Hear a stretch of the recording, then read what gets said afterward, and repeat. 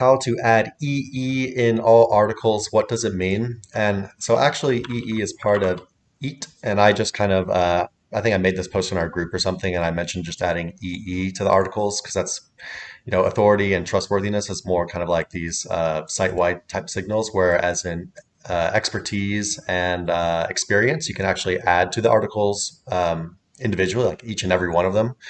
Um, so yeah, what I'm doing for this is I actually have a little checklist that I follow and my writers follow, which is, for experience, you need to demonstrate, well, sorry, for expertise, you need to demonstrate like who you are and why you are worthy about talking about this subject. So, for example, if you go to our blog on sterlingsalot.co, our blog articles are about link building.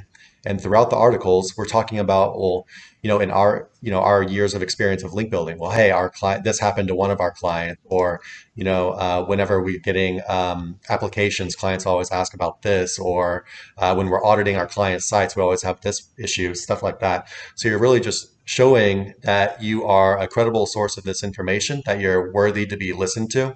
And it's not, you don't even have to think about this just from the perspective of Google and Eat. It's also just a sound marketing practice. When you're creating content, you demonstrate this kind of thing to your readers to basically tell them why they should be listening to you.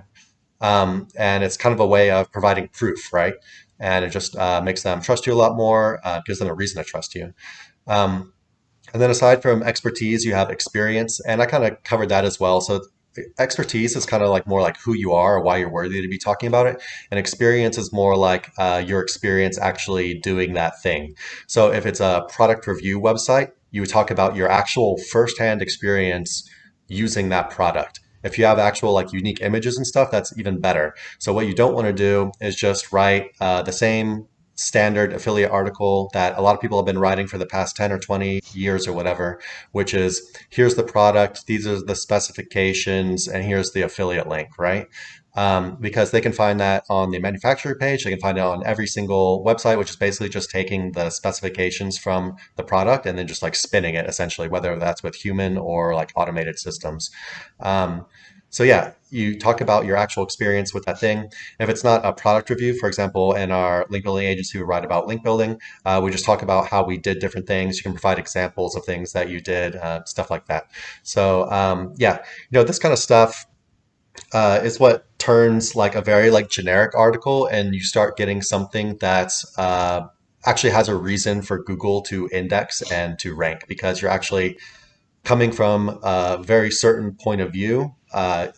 Your background, like your experience, your expertise, all factor into that, and then you can provide some actual unique experience that not everyone's going to have because it's actually your experience. So, how important is this stuff? It's hard to really tell, but it's something that I'm doing across all content that I'm putting out right now. Because I saw this thing with Rand Fishkin, basically where he's saying that he thinks that Eat right now is basically he thinks it's about like 80% propaganda and 20% baked into the algo at this point. But I think what Google wants to eventually do, that their quality raters who are feeding their machine learning algorithm, is they want to get that to more and more and more handled by the algorithm. So if you want like long-term rankings, this is something I would be doing regardless if it's completely baked into the algo right now or not.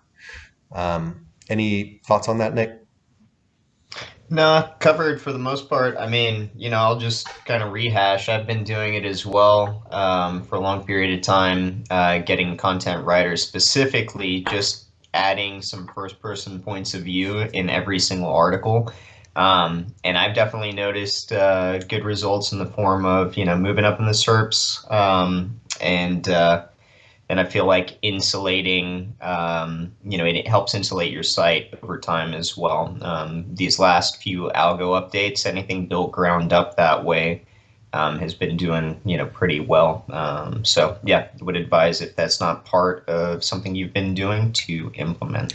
Yeah, another thing that doing this stuff does is it adds in, I hate using this word because it sounds so snooty, but I feel like you kind of have to start using it now. But the word is entities. And you're adding in more entities to your article, which you can just basically think of as nouns, people, places, Mm. things, ideas. And this is the, we've been working with entities for a long time. For example, if you use Surfer SEO, all those keywords that are showing up on the right-hand side, all those keyword suggestions, those are entities that are being put into the article. And Google looks at all of these entities and says, hey, they're covering the topic fully. They're talking about all these entities. The problem is if everyone has the exact same entities in the articles and no other entities, Google can very clearly see your article is adding nothing new here. So if you start adding in this kind of firsthand experience, this firsthand expertise, you're naturally going to be inputting other entities, new nouns, things that aren't on this other list into your article.